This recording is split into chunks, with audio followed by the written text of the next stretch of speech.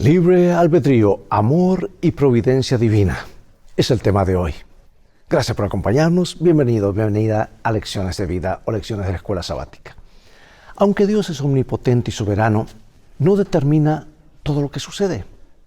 Además, hay cosas que Dios no hará y que no puede hacer desde el punto de vista de la naturaleza de su carácter moral.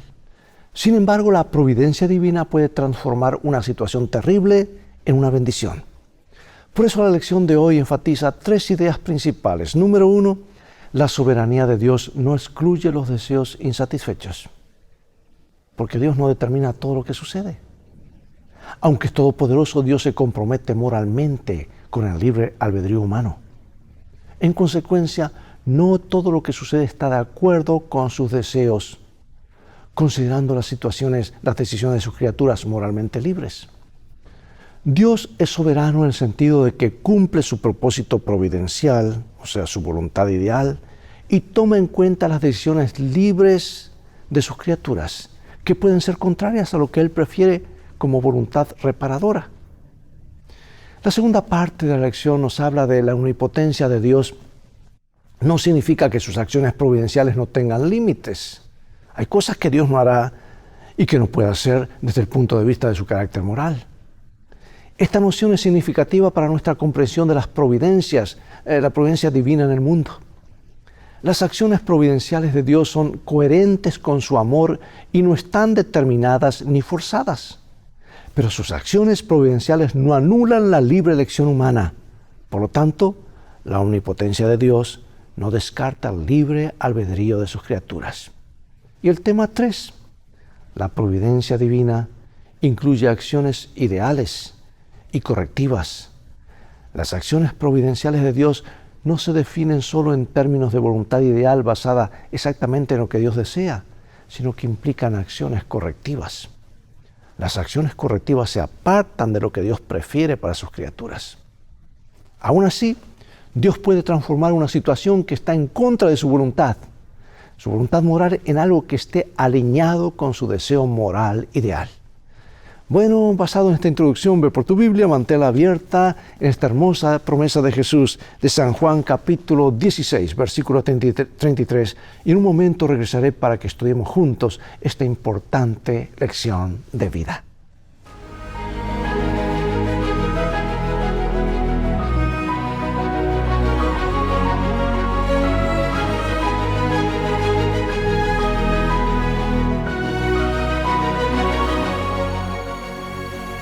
San Juan 16:33 dijo Jesús: estas cosas os he hablado para que en mí tengáis paz. En el mundo tendréis aflicción, pero confiad, yo he vencido al mundo. Providencia es el término utilizado para describir la acción de Dios en el mundo. La forma en que pensamos acerca de la providencia de Dios marca una gran diferencia en cómo nos relacionamos con Él y con los demás, y en cómo pensamos acerca del problema del mal. Los cristianos tienen diversas concepciones acerca de la providencia divina. Algunos creen que Dios ejerce su poder de tal manera que determina que todos los acontecimientos sucedan tal y como suceden, y que incluso decide quién se salvará y quién se perderá. Según este punto de vista, las personas no son libres de elegir otra cosa que no sea lo que Dios ya decreta. Amigos, Dios de hecho que quienes creen de esta manera, que Dios actúa de esa manera, argumentan que incluso los deseos humanos están determinados por Dios. En contraste, la sólida evidencia bíblica muestra que Dios no determina todo lo que sucede, sino que concede a los seres humanos libre elección hasta el punto de que ellos y los ángeles pueden elegir actuar directamente en contra de su voluntad divina. La historia de la caída, del pecado y del mal es una expresión dramática y trágica de los resultados del mal uso del libre albedrío. El plan de salvación fue instituido para remediar la tragedia causada por ello. Amados, Dios es soberano. Dios es soberano, dijo el pastor de jóvenes a un grupo de estudiantes de escuela secundaria. Eso significa que Él controla todo lo que sucede. Y un alumno perplejo replicó: ¿así que Dios tenía el control cuando murió mi perro? ¿Por qué iba Dios a matar a mi perro?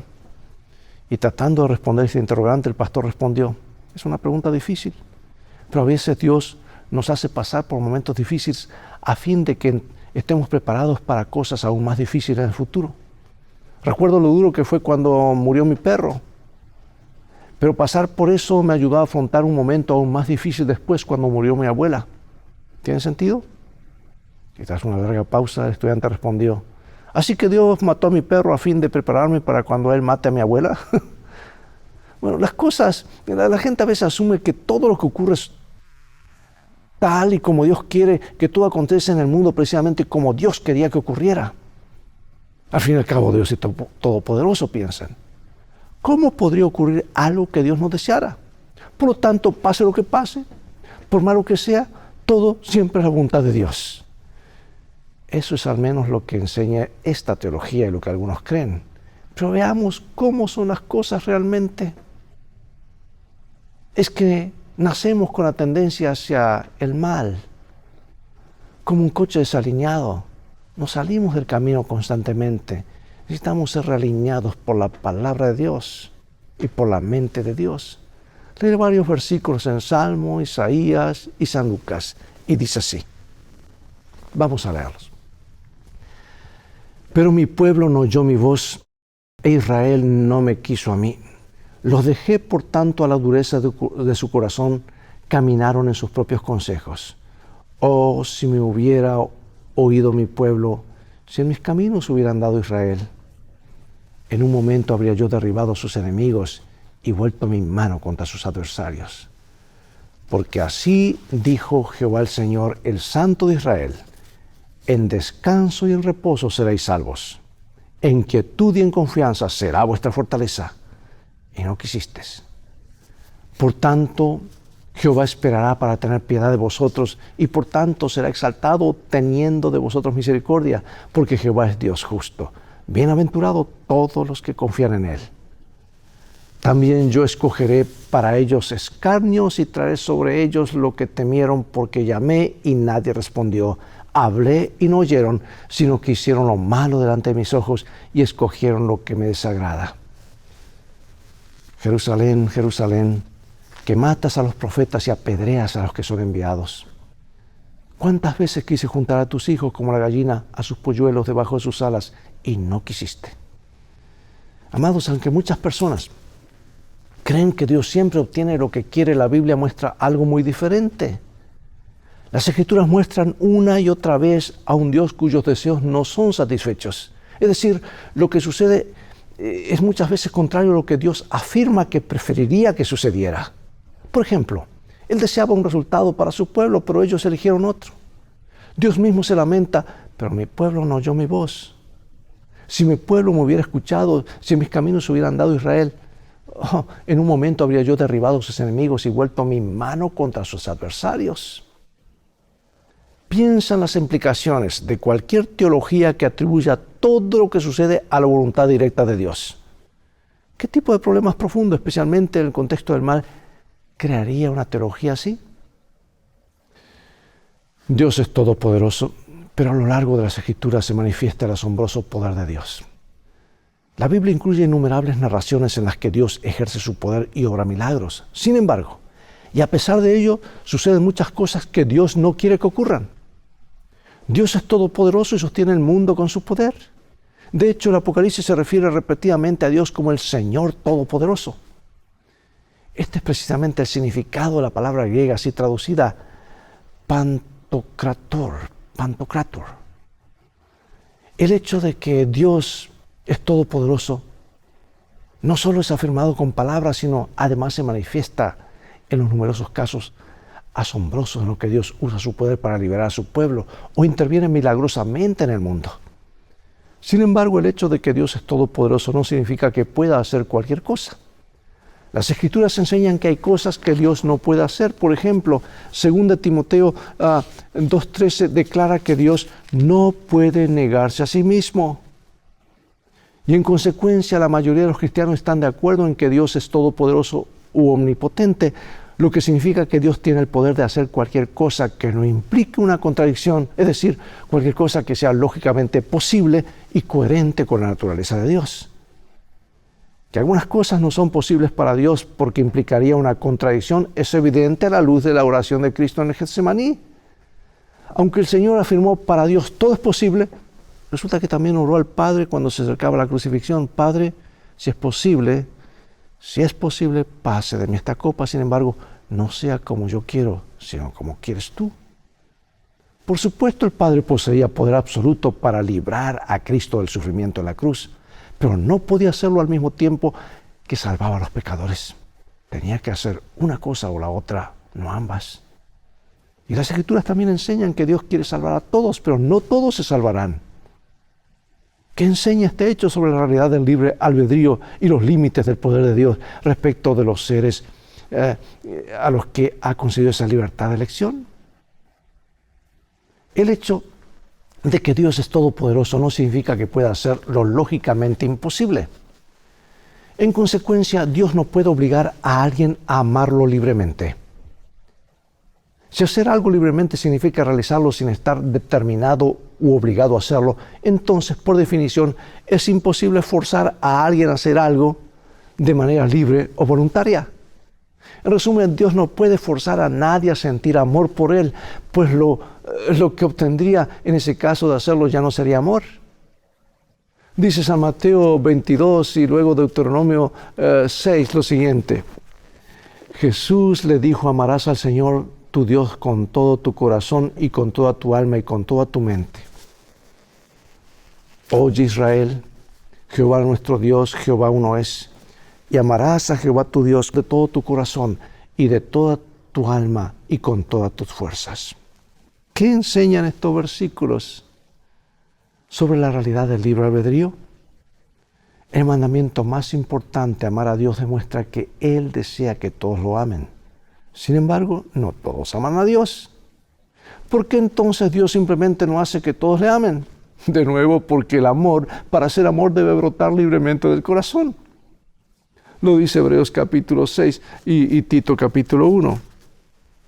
Por lo cual, queriendo Dios mostrar más abundantemente a los herederos de la promesa la inmutabilidad de su consejo, interpuso juramento, para que por dos cosas inmutables en las cuales es imposible que Dios mienta, tengamos un fortísimo consuelo, los que hemos acudido para asirnos de la esperanza puesta delante de nosotros, en la esperanza de la vida eterna, la cual Dios, que no miente, prometió desde antes del principio de los siglos. Según Números 23:19, Dios no es hombre para que mienta. Él nunca miente y siempre cumple lo que promete. En consecuencia, si Dios ha prometido algo o se ha comprometido a ello, su accionar futuro está moralmente limitado en virtud de esa promesa. Esto significa, en la medida en que Dios concede a las criaturas la libertad de elegir algo distinto de lo que Él prefiere, no depende de Él lo que elijan los seres humanos. Nos dio libertad. Si Dios se ha comprometido a conceder a las criaturas el libre albedrío o libre elección, los seres humanos poseen la capacidad de elegir su libertad, de ejercer, mejor dicho, su libertad de forma contraria a los deseos y a los ideales de Dios. Y trágicamente muchas personas ejercen su libertad de este modo y en consecuencia la gran mayoría hace esto y ocurren cosas que Dios desearía que no sucedieran, pero que no dependen en sentido estricto de Dios. ¿Hiciste alguna vez algo a sabiendas de que Dios no quería que lo hicieras? ¿Qué enseña eso acerca de cuán real es el libre albedrío y de sus posibles consecuencias negativas en caso de mal uso? ¿Qué entonces de la predestinación? ¿Cómo entendemos esto? Presta atención porque este es un punto crucial para entender la voluntad de Dios. Vamos al libro de Efesios, capítulo 1. Dándonos a conocer el misterio de su voluntad según su beneplácito, el cual se había propuesto en sí mismo de reunir todas las cosas en Cristo en la dispensación del cumplimiento de los tiempos, así las que están en los cielos como las que están en la tierra. En Él asimismo tuvimos herencia, habiendo sido predestinados conforme al propósito del que hace todas las cosas según el designio de su voluntad. ¿Están algunas personas predestinadas a salvarse y otras a perderse? El término griego traducido aquí y en otras partes de las Escrituras como predestinación no significa que Dios determina de antemano o casualmente la historia. A diferencia de ello, simplemente significa proponer una meta o poner una meta delante. Por supuesto, uno puede decir algo, poner una meta de antemano unilateralmente o hacerlo de una manera que tenga en cuenta las decisiones libres de las personas delante de las cuales se pone la meta. Pero la Escritura enseña que Dios hace esto último. Aquí y en otros lugares, el término traducido como predestinado se refiere a lo que Dios planea para el futuro después de tener en cuenta lo que sabe de antemano acerca de las decisiones libres de sus criaturas. De esa manera, Dios puede guiar providencialmente la historia hacia los fines buenos que desea para todos, respetando la libertad de las criaturas necesaria para una auténtica relación de amor. Bueno, tenemos Efesios 1:11 que dice que Dios hace todo según el propósito de su voluntad. ¿Significa esto que Dios determina que todo suceda tal como Él desea? Leído aisladamente, este versículo de Efesios 1:9-11 podría dar esta impresión. Sin embargo, esta interpretación estaría en contradicción con los numerosos textos que vimos antes que muestran que las personas rechazan a veces el plan de Dios. Si la Biblia no se contradice, ¿cómo entonces armonizan estos pasajes? Bueno, el texto de Efesios tiene perfecto sentido si uno simplemente reconoce una distinción entre lo que podríamos llamar la voluntad ideal de Dios y su voluntad correctiva. La voluntad ideal de Dios es lo que Él prefiere que ocurra y lo que ocurriría si todos hicieran siempre exactamente lo que Él desea. En cambio, la voluntad divina correctiva o reparadora es la que ya ha tenido en cuenta todos los demás factores, incluidas las decisiones libres de las criaturas que a veces se apartan de lo que Dios prefiere. Por eso Efesios 1:11 parece referirse a la voluntad correctiva o reparadora de Dios. La presciencia de Dios acerca del futuro es tal que, aun conociendo todas las decisiones, incluidas las malas que tomarán las personas, Él puede obrar para bien. ¿Qué consuelo puede extraer de esta verdad? Qué lindo, amado y amada, es alinear nuestra vida con Dios y con sus principios y saber que estamos haciendo la voluntad de Dios. Las cosas van en una forma más fluida, ¿verdad? Si todo ocurriera según la voluntad ideal de Dios, nunca habría existido el mal, sino solo la dicha, el amor y la armonía perfectos. Con el tiempo la tierra sería restaurada y así el universo entero volvería a estar en armonía con la voluntad perfecta e ideal de Dios. Mientras tanto, Él hace que su voluntad se cumpla teniendo en cuenta las decisiones libres de sus criaturas. Imagina un concurso de repostería en el que todos los participantes están obligados a utilizar una serie de ingredientes, pero pueden añadir cualquier otro que deseen para hacer un pastel o torta que quieran. En última instancia, cualquiera sea la torta que cada repostero decida hacer, ella estará determinada al menos en parte por algunos ingredientes que él no eligió. Del mismo modo, dado que Dios se ha comprometido a respetar la libertad de las criaturas, libertad necesaria para el amor, muchos de los ingredientes que componen la historia del mundo no son elegidos por Dios, sino lo contrario de lo que Él desea. Y desde este punto de vista, la providencia divina no es unidimensional. Dios no controla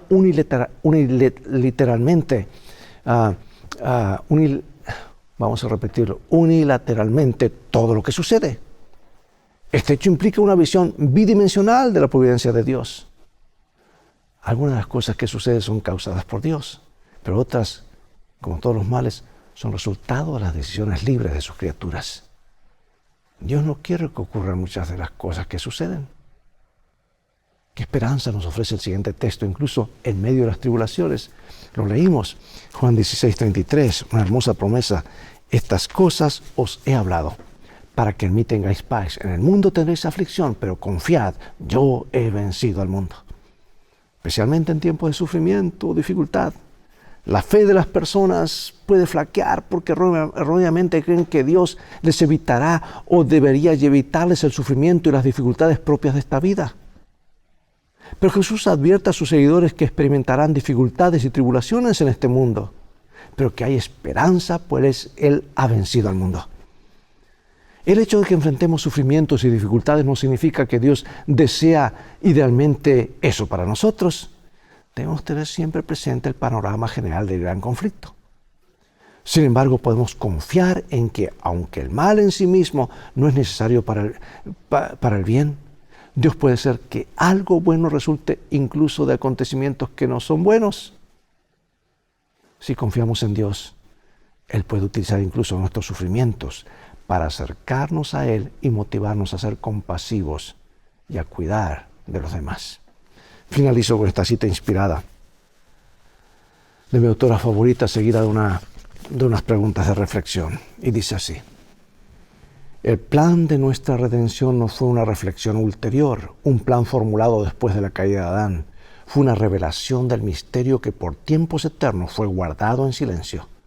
Fue una manifestación de los principios que desde las edades eternas habían sido el fundamento del trono de Dios. Desde el principio Dios y Cristo sabían que la apostasía de Satanás y de la caída del hombre por causa del poder seductor del apóstata. Dios no ordenó que el pecado existiese, sino que previó su existencia e hizo provisión para enfrentar la terrible emergencia. Tan grande fue su amor por el mundo que se comprometió a dar a su Hijo unigénito para que todo aquel que en él cree no se pierda, mas tenga vida eterna.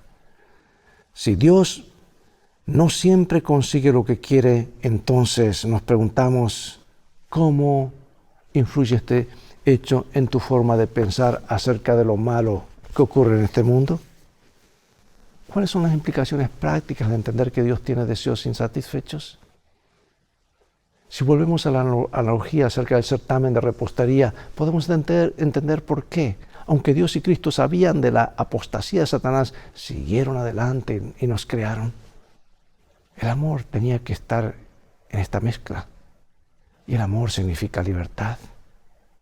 En lugar de no crearnos como seres capaces de amar, Dios nos creó para que pudiésemos amar. Pero lo hizo aún sabiendo que en última instancia eso llevaría a Jesús a la cruz.